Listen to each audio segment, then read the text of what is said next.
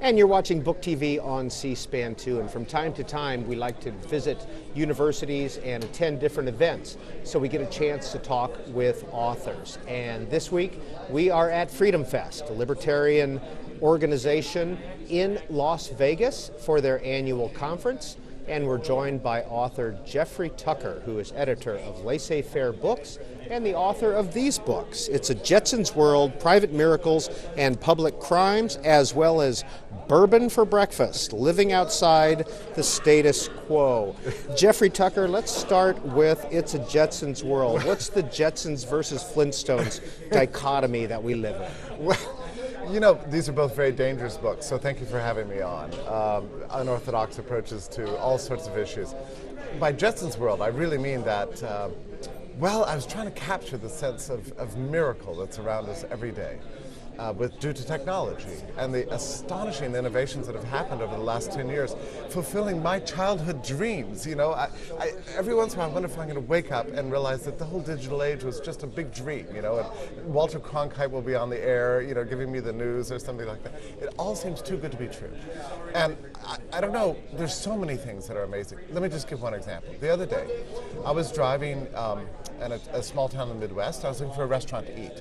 So I stopped my car, I used a quick iPhone app, and I found all the restaurants that were around me. I was able to click, I saw one I liked, I clicked on the button, I pulled up the menu, it had the daily specials there and the full price list of everything that was going. It's like having x-ray vision, be able to look right inside the restaurant, all through this miraculous digital technology. And part of the point of this book is to draw attention to these amazing things, and I think more importantly, help us to understand the source of them, which is the market economy, not government.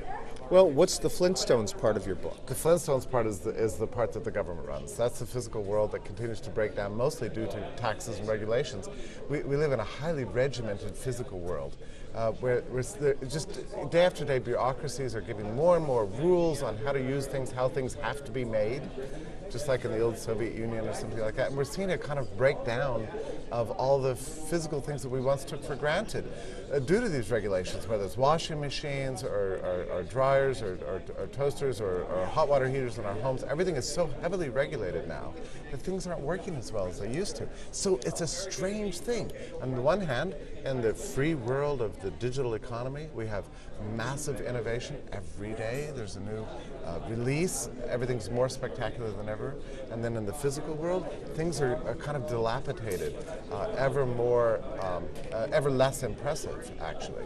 So the book tries to draw attention to this contrast and draw out the cause and effect relationships here. I argue here that the reason that the digital economy is growing and progressing and serving so many people is because it's a freer sector of society. Well, one of the examples you talk about, or one of your chapters in It's a Jetson's World, is about the fact that students should try to work for free. Yeah, now this is a very serious problem. Unemployment among the young. It's a gigantic problem. Young kids are not getting work experience anymore. When I was younger, I was able to start work when I was 12 or 13. Now it's almost impossible to get to work at all until you're like 16 at the very latest, and that seems to me absurd, and there are fewer and fewer opportunities. And what I suggest is that young people get to work as soon as they possibly can, even if that means working for free. So you can build up contacts, and so that you can develop a network, so you can have a nice resume and people that recommend you. But I think more importantly than that, work is very important for building character. I argue here that the workplace is an important educational institution, probably more important than the usual formal education that you get. You learn how to deal with other people, you learn how to deal with authority, you have to be creative in any job marketplace, there's discipline associated with it. All these things, you learn how to handle money. This is an experience that all Americans have had, really, since the beginning of our country, which the current generation is not having. I think it's a serious problem. But how does that fit into your Jetson's World, Private Miracles, and Public Crime? What I try to do in the book is not just draw attention to miracles, which I think it's important to be aware of how wonderful the digital world has become, to be conscious of it, and then to be aware of the problems, the way regulations have kind of caused the dilapidation of the physical world.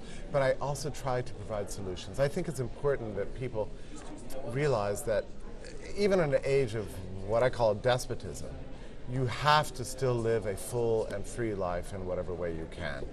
And so this is one of the solutions I suggest for young people. Get to work. Find a place where you can volunteer your efforts and integrate yourself into the division of labor, because it's going to come at some point that you will be on your own. You will be out of that shell of government schooling, and you're going to have to provide for yourself and for your loved ones.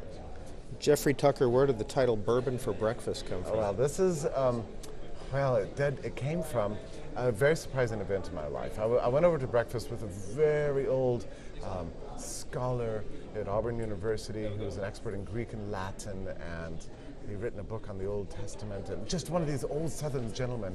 And the very first thing he said, "Would you like a cup of coffee?" I said, "Well, sure."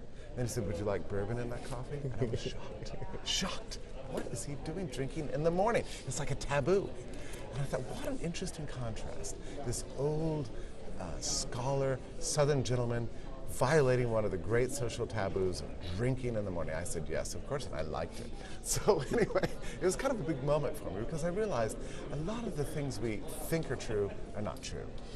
We have a kind of a crufty world where we're asked to obey the central plan. You know, we're supposed to not go to college until we're 18. You know, we're supposed to stay in school, not work until you're 16. Yeah, it's like there's a map for our lives that has been imposed upon us. And the book urges us to think outside the box and think about new things and do things a new way towards living a better life. In other words, don't just accept what people tell you. Try new things and consider different points of view. The title Bourbon for Breakfast then is a window into an urge to think less orthodox, fewer orthodoxies about the world, and to think new things. But also you talk about the fact that morality, in your view, does not come from the state. And one of the examples you use is dumping grease down your drain. I do dump grease down my drain. It's true, I do.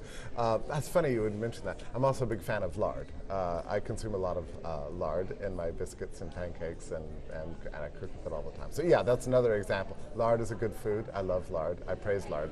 I love fast food. Everybody's down on fast food. I defend fast food in this book. I love McDonald's. I think Taco Bell is a miracle. I'm crazy for Walmart. You know, I was watching a movie the other day, and it was featuring, it was set a century ago, and it had all these socialists, and they're all organizing and making demands and laying out what they wanted. What did they want? They wanted prosperity for the masses. They wanted the working man and woman to have health care, to have housing, and to have access to the things that the rich have. Well, I agreed with everything they said. I mean, their ideals are my ideals. But what brought that to us? Not the socialist state. It was the free market that did it. I mean, the free market is delivering to us the old goals of the socialists from a century ago. We need to realize that and come to terms with it. So I'm crazy for Walmart. It's very interesting to me that the people who are down on Walmart are the socialists and the leftists. I don't understand it. When I go to Walmart, I see the masses shopping, getting great stuff at low prices, and this is like Mecca. This is heaven. This is like, you know, the dream of every great philosopher from the beginning of time to achieve something as wonderful as Walmart. Why don't we appreciate it? I don't understand it. So anyway, I defend that too. So. Jeffrey Tucker, you talk about the piano industry in Bourbon for Breakfast.